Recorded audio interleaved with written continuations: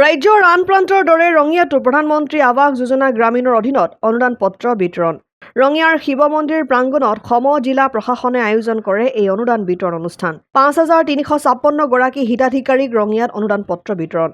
অনুষ্ঠানত উপস্থিত থাকে ৰঙিয়াৰ বিধায়ক ভৱেশ কলিতা, সম জিলা আয়ুক্ত দেৱাশিষ গোস্বামী, ৰাজহ চক্ৰ বিষয়াসহ বহু বিষয়া তথা বিশিষ্ট অতিথি।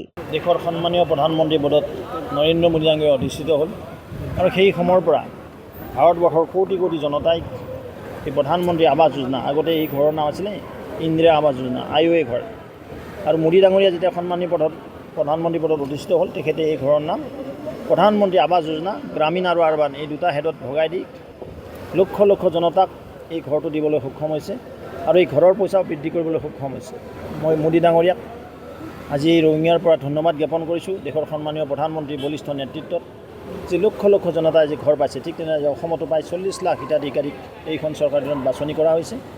আজি ৩,৮৮,০০০ সন্মানীয় ব্যক্তিক আমাৰ ৰাজ্যৰ মাননীয় মুখ্যমন্ত্ৰী ডক্টৰ হিমন্ত বিশ্ব শৰ্মা ডাঙৰীয়াই কেন্দ্ৰীয়ভাৱে আমাৰ পলাশবাৰী সমষ্টিৰ পৰা সমগ্ৰ অসমবাসীক সম্বোধন কৰি এই অনুষ্ঠানৰ আজি শুভ উদ্বোধন কৰে। আৰু ইয়াৰে অংশ হিচাপে আমি ৰঙিয়াবাসীও আমাৰ যি CDC আছে, সম জিলা আয়ুক্তৰ কাৰ্যালয়ৰ যোগেদি তেখেতৰ উপস্থিতিত আমাৰ ৰঙিয়া শিৱ মন্দিৰ বাকৰিত ৫,০০০তকৈ অধিক সন্মানীয় ব্যক্তিক ইয়াত আমন্ত্ৰণ জনাই তেওঁলোকৰ আজি চেংচন লেটাৰ আনুষ্ঠানিকভাৱে প্ৰদান কৰা হ'ল।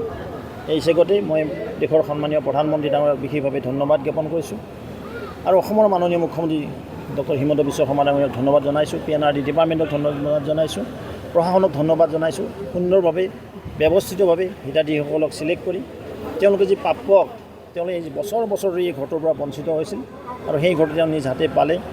তাৰ কাৰণে DBT যোগে তেওঁলোকৰ একাউণ্টছত পইচা সোমোৱাৰ ব্যৱস্থা কৰিছে। তাৰ বাবে চৰকাৰ প্ৰশাসনক ধন্যবাদ জনাইছোঁ। কিমান পাব হিতাধিকাৰী? প্ৰথম হিতাধিকাৰীয়ে ৩২,৫০০ টকা পায়, ফাৰ্ষ্ট ইনষ্টলমেণ্ট। ছেকেণ্ড ইনষ্টলমেণ্ট হয় ৪৮,৫০০ টকা আৰু থাৰ্ড ইনষ্টলমেণ্ট হয় ঘৰটো কমপ্লিটেশ্যন কৰাৰ পিছত ৰিমেইনিং পাৰ্ট 1,30,000 হয়। 20,000 টকা তেওঁক জব কাৰ্ড যোগেদি দিব লাগে আৰু 12,000 টকা ল' কষ্ট নিৰ্দেশন, অৰ্থাৎ টোটেল 1,62,000 টকাৰ এটা ভাল পেকেজ পাবলৈ সক্ষম হৈছে মোদী ডাঙৰীয়াৰ আশীৰ্বাদত। ৰঙিয়া সমষ্টিত হিতাধিকাৰী কিমান আছে? আমাৰ ৰঙিয়া সমষ্টিত যে 5,356 অৰ্থাৎ 5,356 গৰাকীয়ে পাবলৈ সক্ষম হৈছে। ইয়াৰ আগতে আমি যোৱাবেলি 16,000 সন্মানীয় ব্যক্তিক এই ঘৰ দিবলৈ সক্ষম হৈছিলোঁ, সেইকাৰণে আমাৰ এইবাৰ ফিগাৰটো কমি আহিছে। ৰঙিয়াৰ পৰা আইনাল হুছেইনৰ ৰিপৰ্ট, অসম আদিত্য।